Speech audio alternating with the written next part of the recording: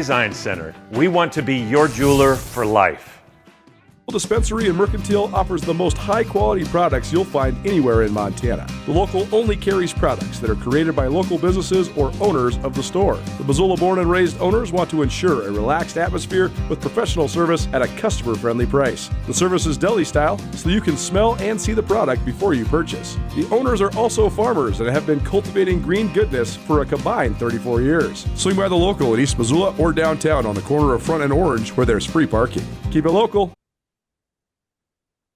Time for our ESPN Roundtable, proudly presented by Stockman Bank of Montana. And it's been a never-ending news cycle down at the University of Montana. Crazy to think that the soccer coach being hired yesterday is like fifth on the docket because we've had so many football changes. One of the men that's been a part of a lot of these changes and sort of spearheading the efforts there at the University of Montana, Athletic Director Kent Haslam joining us now on the ESPN Roundtable. Kent, appreciate the time, man. How's it going? It's going really well. Yeah, it's been an interesting 7 days, but things are going really well. Well, first of all, just take us through these last 7 days because Tuesday night your phone rings and all of a sudden what turns into what was supposed to be a signing day press conference turns into not a signing day press conference, a retirement press conference with Bobby Hauck, and then all of a sudden a couple of days later you have a new coach hired in Bobby Kennedy. So just take us through sort of your timeline and how it all went down. Yeah, sure. So was in Billings and Butte Monday, Tuesday, coming back from Butte on Tuesday at late afternoon and got home and got a text from Bobby Hauck. Got to use the right Bobbies, Coach Hauck, around 8:00 Tuesday night, saying there's something that we needed to visit about that he just visited with the staff. Where your mind goes is a variety of places, and kind of first thought maybe someone from the staff was leaving or something was happening. So got a hold of him and he was pretty straightforward and said, I'm done being the head coach. I'm going to retire. It shocked me at first. It kind of had to refigure what I just heard. And we had a good conversation. And then immediately after that, I asked him his opinion, kind of what he thought about some options. And he gave me, his thoughts, but then got our senior staff together. Felt like we needed to be together in the same room. Just because it helps you process, it helps you talk. I find that a great way to make decisions as you get to be together with folks. So brought together the senior staff here and we talked it through and talked a variety of different options. I visited with some of the other coaches, visited with Brent Pease, talked to him, got his opinion, visited with Jimmy Morimoto, kind of what his thoughts were. Came to the conclusion that number one, we really needed to keep the position internal. That was just the quickest way to make that transition. The goal had to be to hold the team together. The transfer portal rules, but for everybody else out there, that once you name a new head, when a coach leaves, from when you name it, there's a 5-day waiting period, name a new coach, and then transfer portal opens for 15 days where your players can go into the transfer portal. So the goal was hold the team together, and felt like, do we do it? If we did a long drag out search or we tried to search, what would we be there? All of our assistant coach contracts had rolled over. So they were under contract. And so felt like Bobby Kennedy was a great option for us, and wanted to continue to have those coordinators doing their jobs as opposed to taking on the head coaching role as well, because we felt like we've got a really good team. And so Bobby Kennedy was open to it. Talked to him probably late 10:30, 10:45, and then communicated that with the Commissioner of Higher Education, because I don't have a president. We don't have a president right now. So that's who I was communicating with was Clay Christian, and making sure we're comfortable with that. And then developed the plan. 7 a.m. I was going to meet with the coaching staff. 7:30, Bobby already had a team meeting planned, Bobby Hauck. He would make that announcement with the team. 7:45, I'd come in and introduce Bobby Kennedy, tell him that's the plan. And then the 10 o'clock press conference that we already had scheduled for signing day changed really quickly. So that was the timeline, and that was kind of the thought process. I'm happy to go into any more details if you got questions. Well, you mentioned last Wednesday when we had the press conference, and you just said it here too, that shocked at first, but then not. I had the same feeling, right? Like I thought, wow, this is crazy. This is a bombshell. But then I thought, but most of the conversations I've had with Coach Hauck over the last several years, when we're talking big picture stuff, he just seems like everything he said on Wednesday, right? Like that the way it's changed is just different than I've done it for a really long time. And I'm not that interested in doing it the way that everybody else wants me to do it. So, I mean, when did you think that like in the back of your mind, this could have been a possibility that he might step away? I didn't. I honestly did not think that's what was going to happen, because it didn't seem like it was in his nature. That wasn't what the Right. first thing was that came in. It's not a conversation that we had had.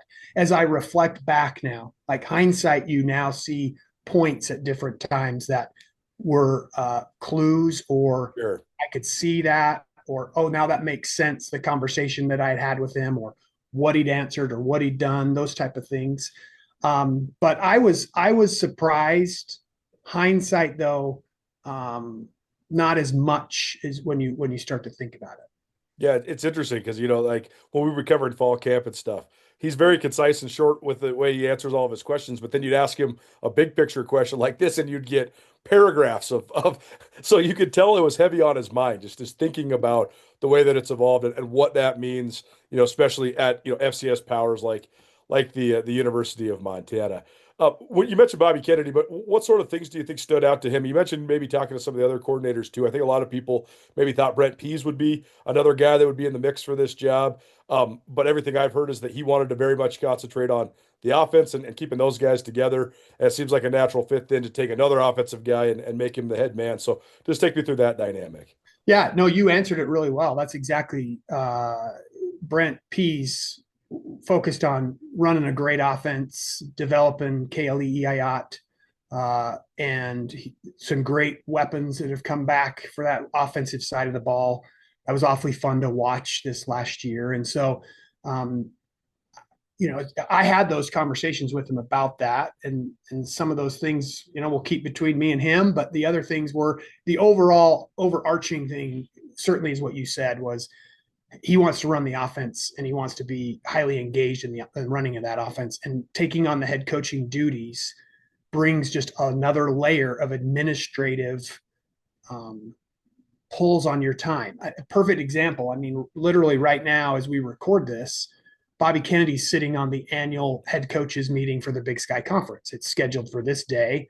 It's a Zoom call. It's a 5 to 6 hour long call where they go over everything, right? It's a good example of kind of those head coaching duties that take you away from coaching, developing, working with student athletes.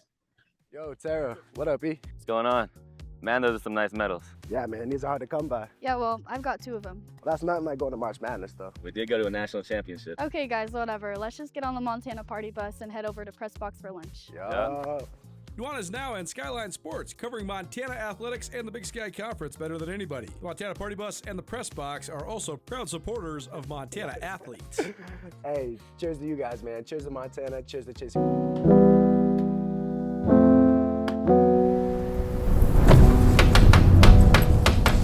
Hello, my name is Kale Iayat, quarterback at the University of Montana. In the off-season, it's important to do everything you can to prepare for the season. In high school, that means funding your program. In my experience, Vertical Raise is the ultimate online fundraiser platform. Now broaden your reach of your fundraiser and bring in more money than other platforms. And there are no sneaky or hidden fees like other companies. If you're trying to raise money for your program, reach out to Vertical Raise today.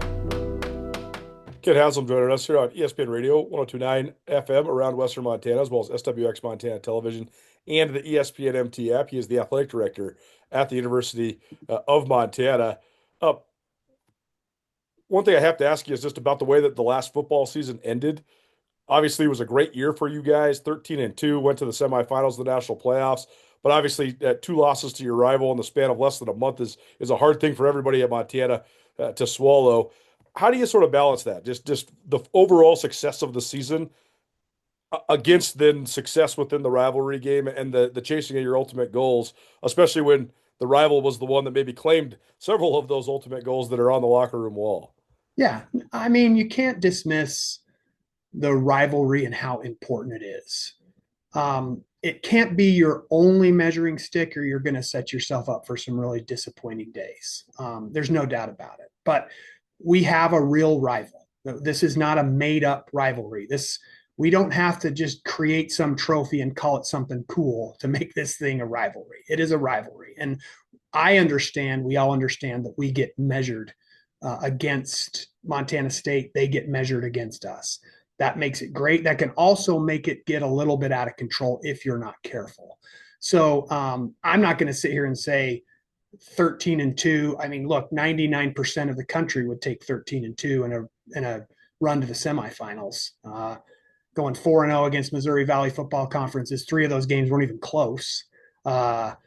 You would say that's a highly successful year, but I understand that measurement point, and that's a great thing. And that can also be something that, if you're not careful, can just drag you right to the depths of sorrow if you're not careful. But I understand that, and I understand how important it is with our fans. And so measuring yourself against them is certainly a part of what happens, part of what we've got to do. We've got to be aware of it.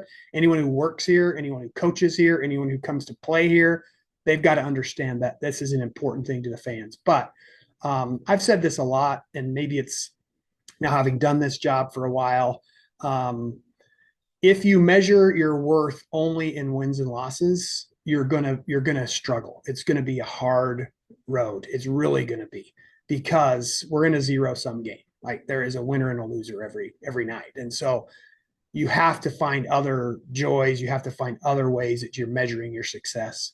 Always knowing, though, that that's looming out there. But overall, yeah, great season. 13 wins.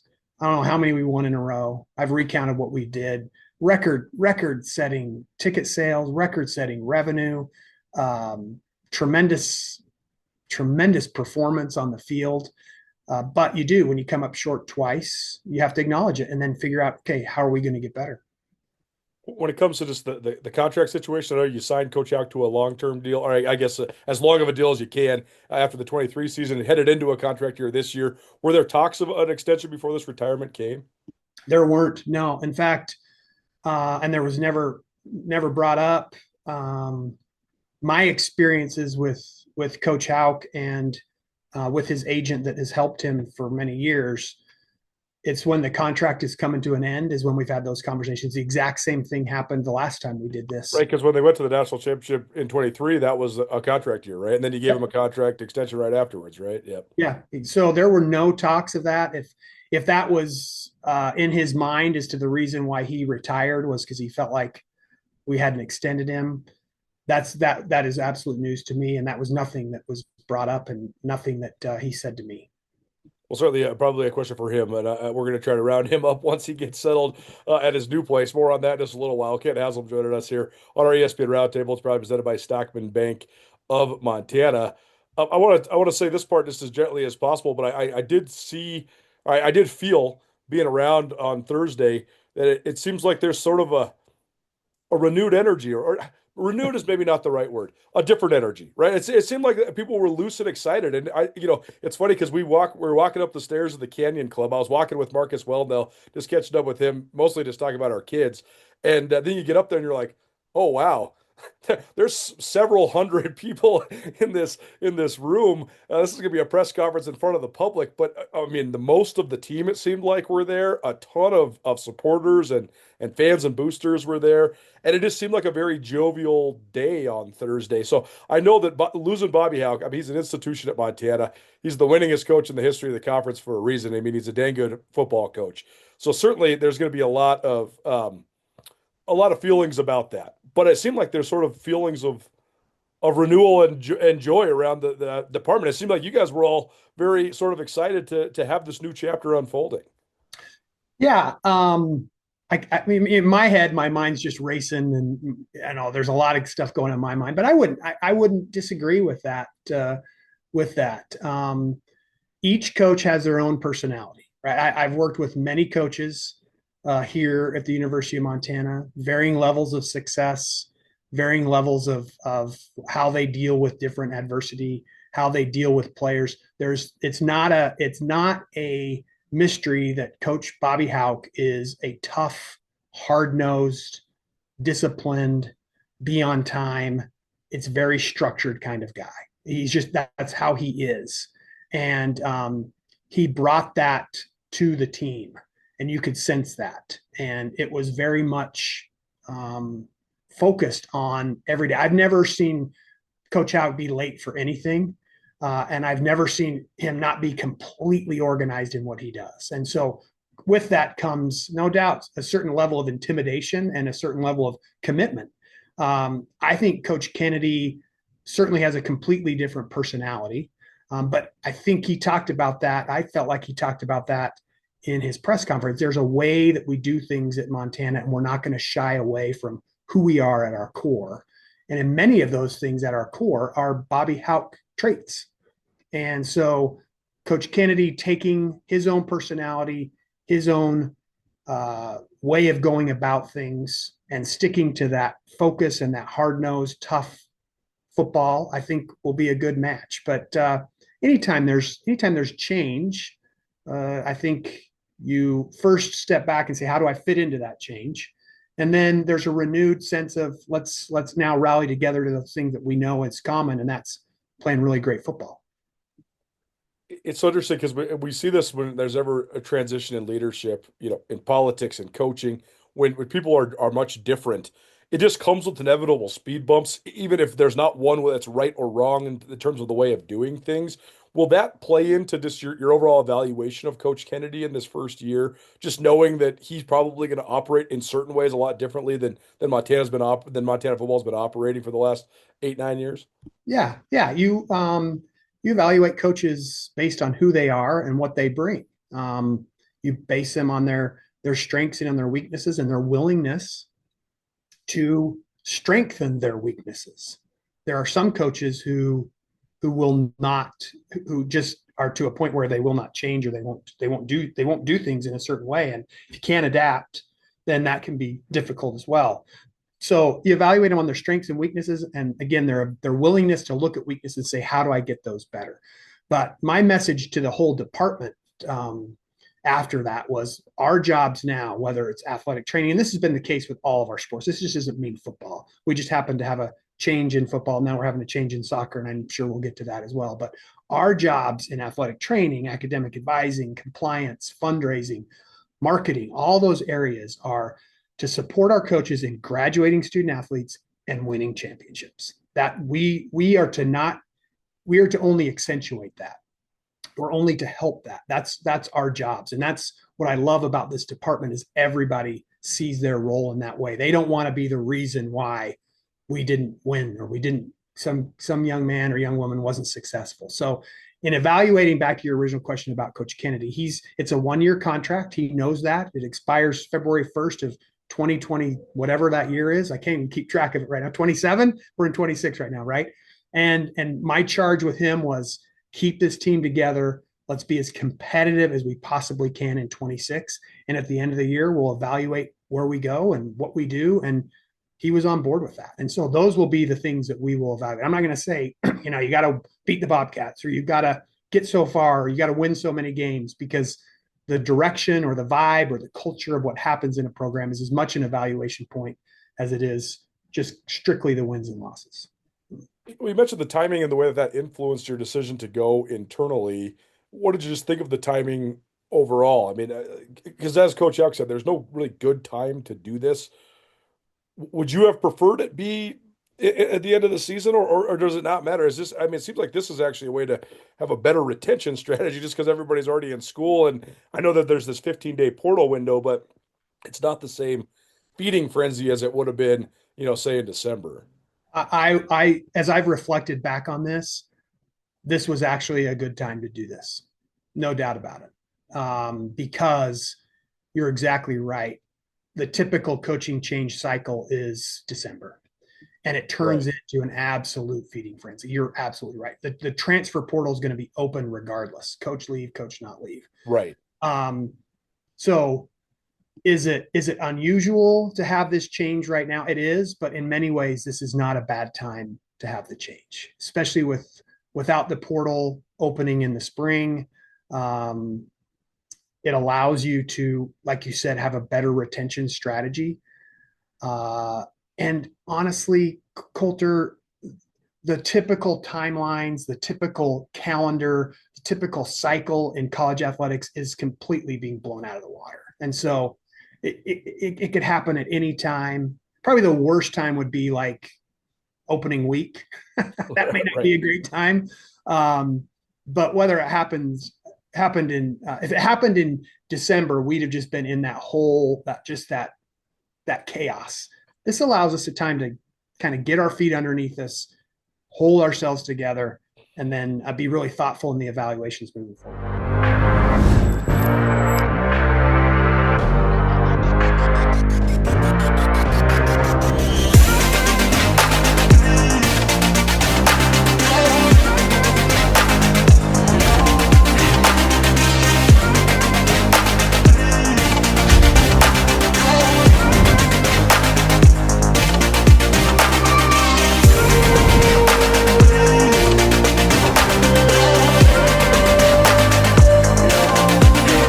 And support a Grizz athlete. DraftWorks is a longtime favorite of beer enthusiasts across the Treasure State, and DraftWorks has created a sessionable, delicious lager that donates part of every sale to the name, image, and likeness efforts at the University of Montana. Up with Montana Lager is a crisp, effervescent beer that pours pale straw in color and greets you with an inviting malty aroma, and it's crafted with Grizz athletes in mind. If you're headed to the tailgate or stocking up to watch football, give back to the NIL Collective at the University of Montana by drinking Up with Montana Lager, proudly created by DraftWorks Brewing.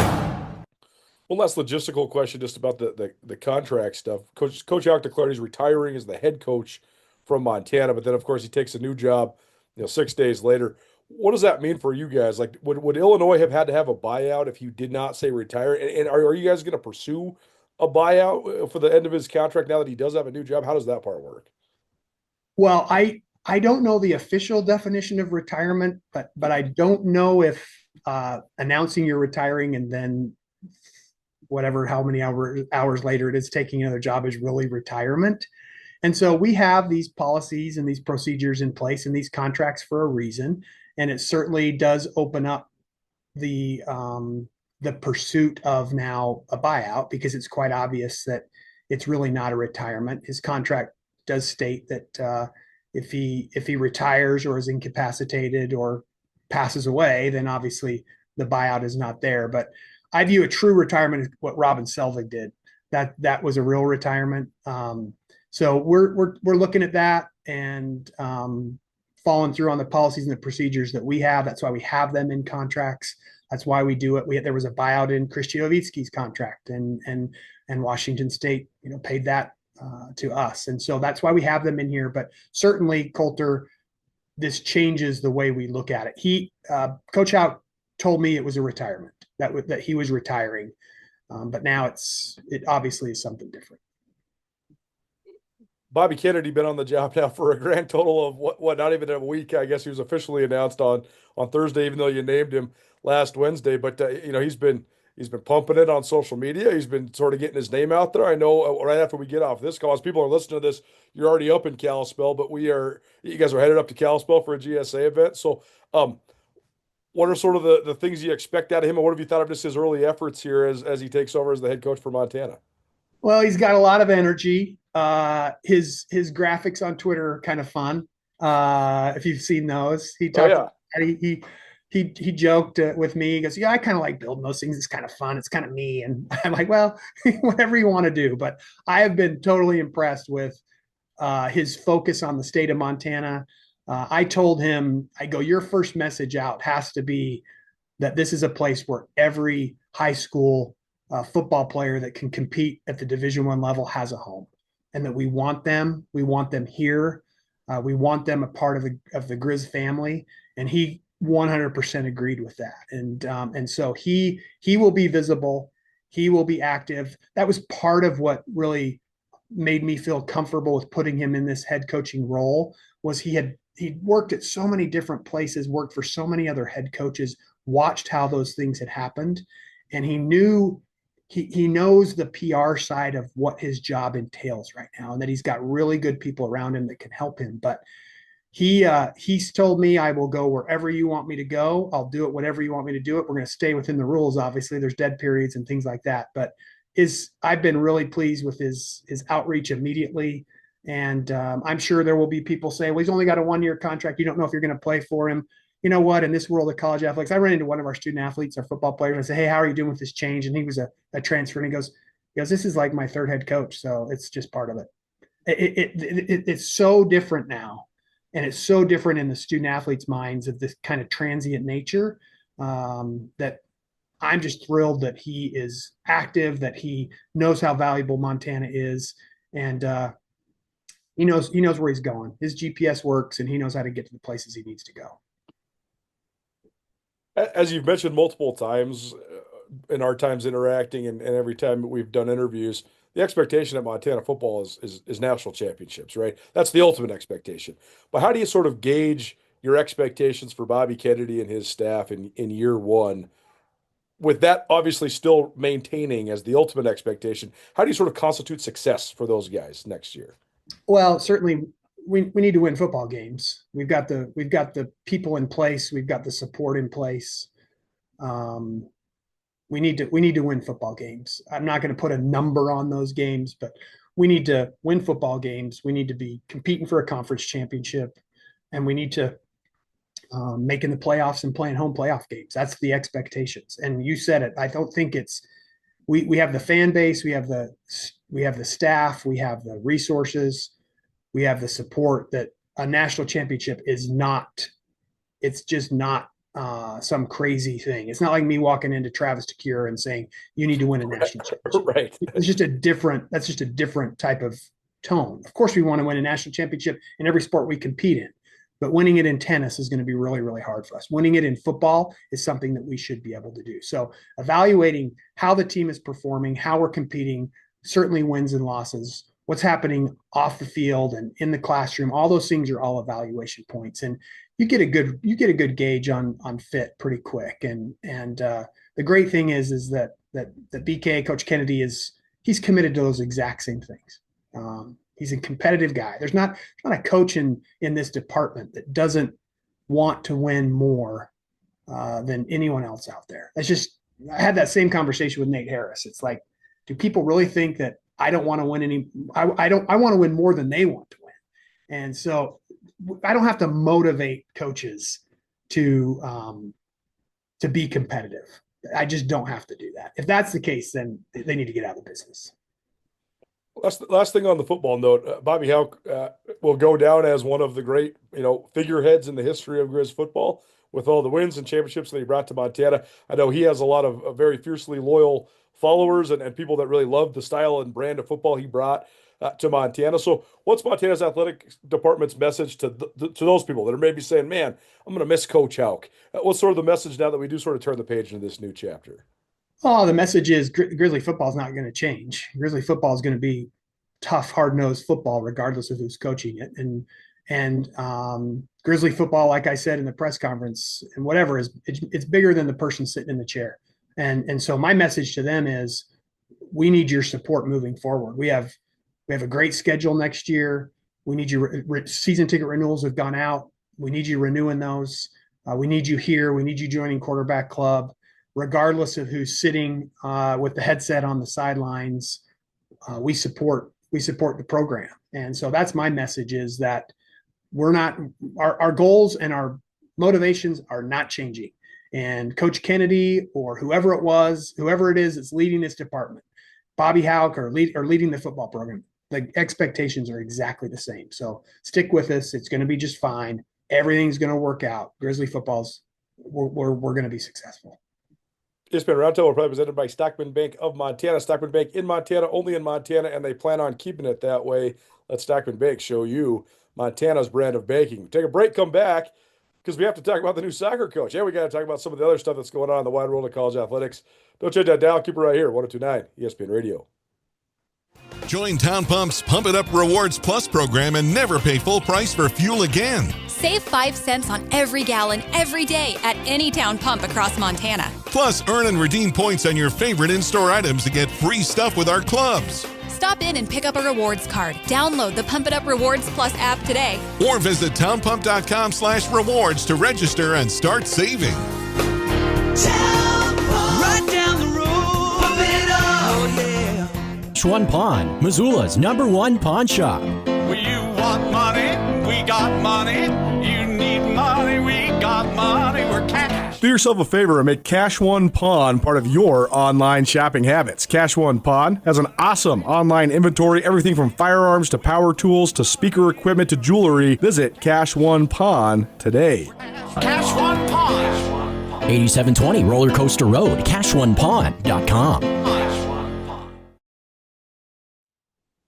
Welcome back. You're listening to the ESPN Roundtable here on 102.9 FM around Western Montana, as well as SWX Montana Television and the ESPN MT app. A continuation of our ESPN Roundtable, proudly presented by Stockman Bank. Kent Haslam, the athletic director at Montana, joining us. And Kent, we got to ask you now about the latest breaking news, which was yesterday. You sent out the release. Stuart Gore hired as your new soccer coach. So take us through it. Obviously, a long process to get this person in place. But it's funny if you just blacked out the names and compared Chris Chidovitsky and Stuart Gore's resumes when they got the soccer coach job at Montana, pretty similar. Small school roots, North Dakota ties, and here they are. So what'd you like about Coach Gore? Just take us through the process of hiring him. That's a really good observation, Colter. I completely agree. In fact, Stuart grew up in England, Scotland. I might be getting the exact location wrong. Naturalized citizen 2 or 3 years ago, very similar to what Chris Chidovitsky did, became a citizen of the United States. You're right, real just tremendous success Stuart's had at the NAIA level, and then brings that here. Been a Division I head coach for 5 years, and so mature, knows what he wants to do. Played at a lot of different levels.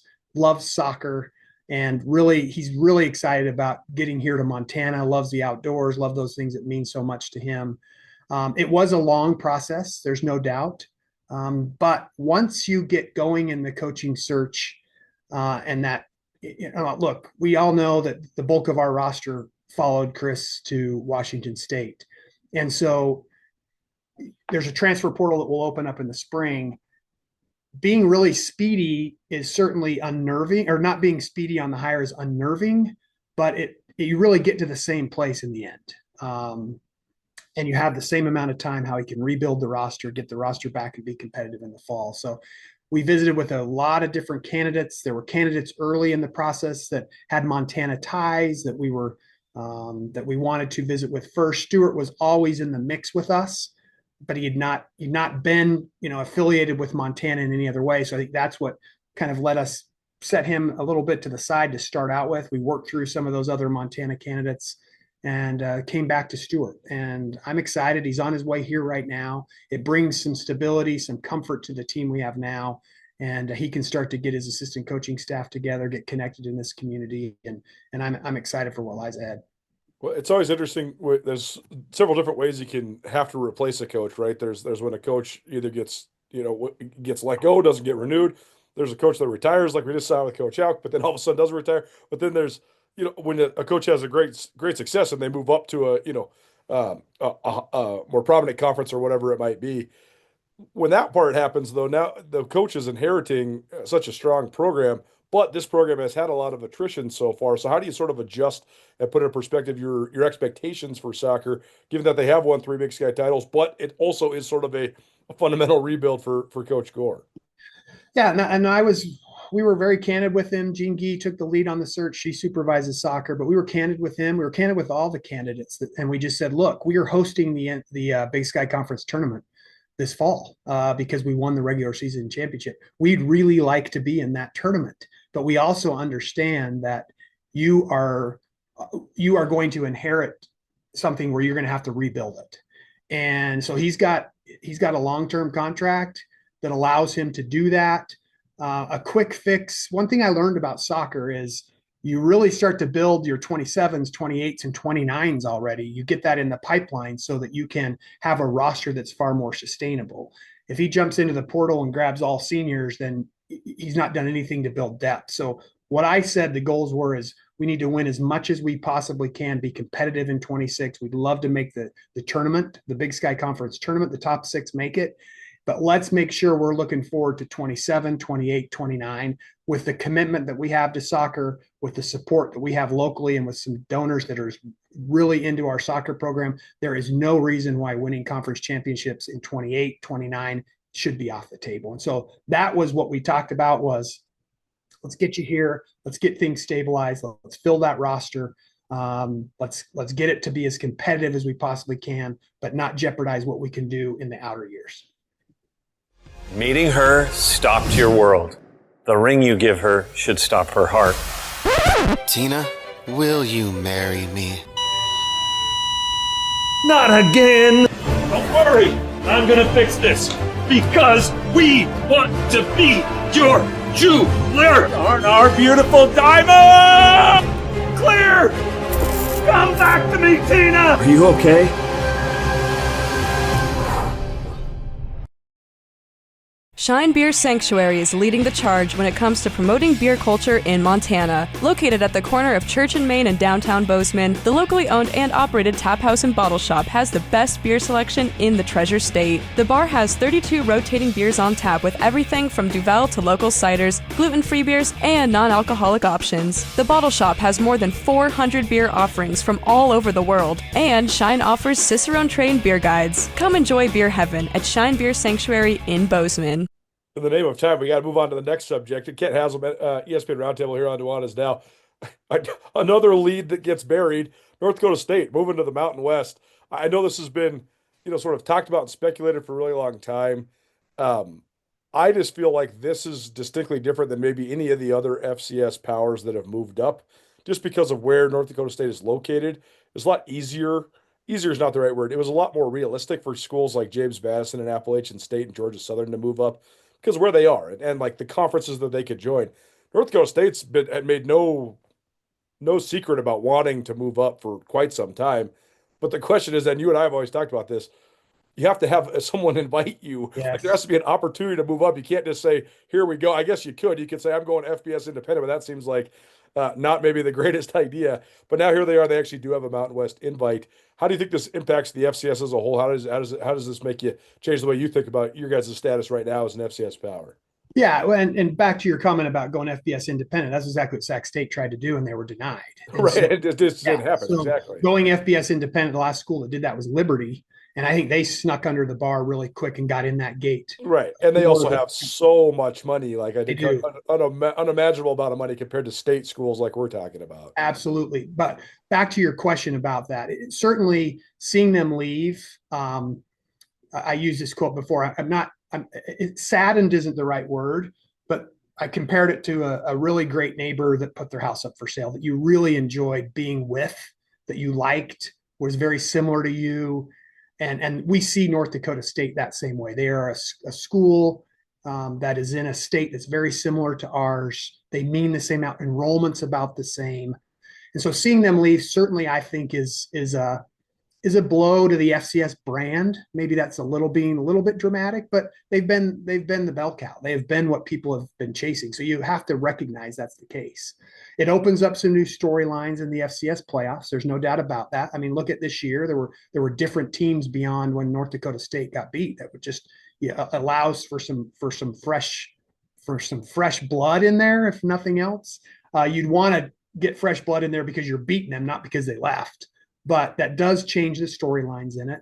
It does. It is a good kind of litmus test for us to watch and see how they do it because we are so similar. Like I said, in enrollment, in kind of the rural state that is meaningful to the region. And so it gives you a litmus test there. Not surprised, not shocked. You could see, I think this is Kent Haslam just talking about it. You could see, I think, some fan fatigue there. They averaged like what 15,000 Colter. Yeah, I mean they were down. They hardly sold out except for in the semifinals the last couple of years. Yeah, and so you could see that. You could see that there was fan fatigue of like, hey, been there and done this. Like, what's next? But you're absolutely right. You've got to have an invite. North Dakota State did have the real benefit of having a football-only membership in a conference. It allows them to keep all those other sports in a regionally based conference so that they can send their volleyball team to Grand Forks, that they can send their soccer team to Vermilion, on a bus, as opposed to packing them up and sending them to Hawaii and San Jose and other places. So there was a real advantage there. And then you've seen how much it costs to get in immediately. And I think for us to make that move, people in the state of Montana, everyone's going to have to be behind that. All the policymakers are going to have to be behind that. And there's going to have to be a comfort level when our athletic budgets creep to 50 to 60 million. And far more than half of that's going to have to come from support that's not driven exclusively by the fans. I mean, to put that in perspective, I think that people see the immediate price tag for North Dakota State to move up 17 million. That in itself is a big chunk of change. But as you mentioned, I mean, you guys are operating on, I mean, what's your budget this year? About 28, 29 million? Yeah, we'll probably be at about 30 million. Sure. Yeah. So but you're basically talking about almost doubling your budget to be competitive. I mean, you look at the low level Mountain West budgets, and they're all in the 40s to 50s. You know, Right. some of those are, I mean, San Diego State and those are they're moving up to the Pac-12 or whatever they're going to call it now. But either way, that's the part where it's probably challenging, right? Because it's not just one time 17 million. You're talking about trying to find a way to get another 20 to 25 million year in and year out. And then you talk about probably doubling that too, because I think the Regents would probably be pretty beholden to having Montana State and Montana do this together. Yeah, I think I think it'd be silly for these two schools to split. It goes back to the original conversation we had about rivalries and how important the rivalry is. 2.8 million people watched the semifinal game of us playing on ABC, the Grizzlies and the Bobcats. I mean, that's to put that in perspective, that's twice as many people that watch the Mountain West Championship game. So, I mean, Exactly. it's already a bigger level of football than what the Mountain West is at this current moment. So if you're a conference and you're issuing invites, you're not going to split these two people up. You're just not going to do it. It's too much of a driving force to what you do. But there are challenges. I still believe that we're going to end up at the same stoplight. We're going to end up at the same intersection 5 to 8 years down the road, because it's clear to me that the Power Four conferences are trying to do some things differently. And at some point, the rest of the group of five, group of six might have to have that conversation of, okay, what do we continue to do? And when that happens, we are poised to be right in there with those schools. And so whether we all get to the same spot, I think we will. Whether it will cost us as much to get there, I don't know, Colter. I don't know. But we want to make sure we're competing at the highest level that's sustainable and financially viable for the University of Montana.